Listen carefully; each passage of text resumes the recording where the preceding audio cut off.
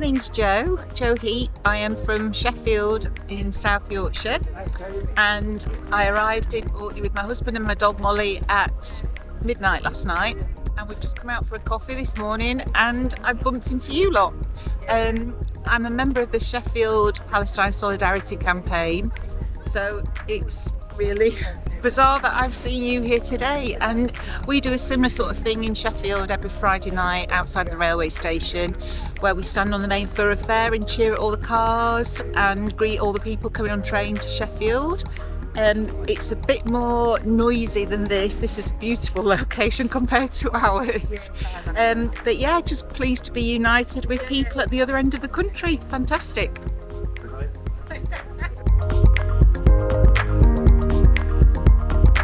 It was a great privilege to be able to take part in the Stride for Palestinians this year.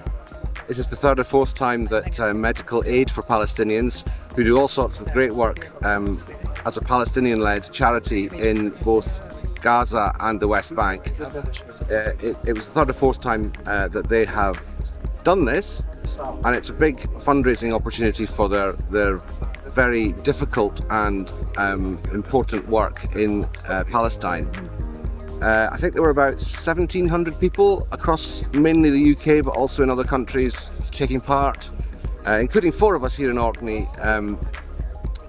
who have very much enjoyed the space and the time to think about the plight really of people in Palestine at the moment. The distance we were asked to walk was 186 kilometres, and that was symbolic of walking from Nablus in the north of the West Bank across then Israel and down through the Gaza Strip to the south of the Gaza Strip, and that was the distance. So we're all now finished. We all finished on different days. The challenge itself finished on the 23rd of June.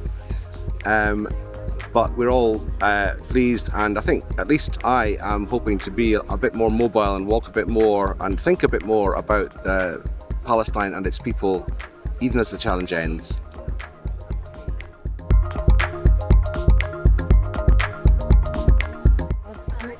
Hello! Thank you so much for coming today on this gorgeous sunny day. Now, as people will know, it's Armed Forces Day, and it's making me think of people in my family that have served in the military, like my grandfather who was in the First World War, my father-in-law who was in the Second World War, and my own father who served in the US military, even though he was a Palestinian refugee. Now, obviously the military does a lot of good work. They do peacekeeping, they protect their countries, but this week there was a very disturbing report from the United Nations about the Israeli Defense Force and how they have been deliberately targeting and killing children in Gaza and in the West Bank. Fiona in the Orkney News has a very comprehensive article about that topic today, so I would encourage everyone to read it if they possibly can. It just also makes me feel that what we are doing, coming out every Saturday to stand in support and to raise awareness of what's going on in Gaza and in the rest of the Middle East, is very important. This little child is just one of the over 20,000 that have been killed in Gaza since October 2023. And it's devastating to think that their futures have been taken away from them.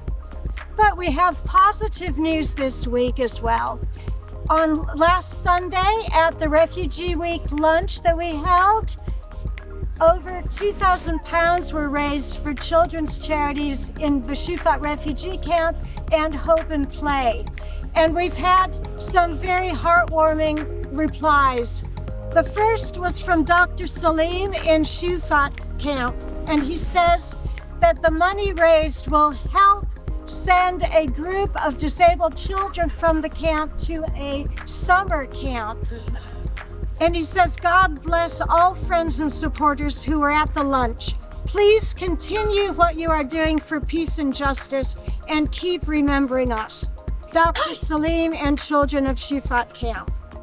We also had a message from EOS, who was the founder of Hope and Play, which serves children in Gaza. And he says, the amount raised is amazing, so very generous of you all in time and effort, quite aside from the financial donation. Thank you. So it's good to know that just the funds that we raise here will be doing so much good for the children of Palestine. Now today we also have the 4 medical aid for Palestinian striders, and that is Robert, Jeannie, Maz, and Swain, who have undertaken a mammoth sponsored walk for medical aid for Palestinians. And all together, the 4 of them have raised 2,250 pounds, which is absolutely phenomenal. So thank you so much.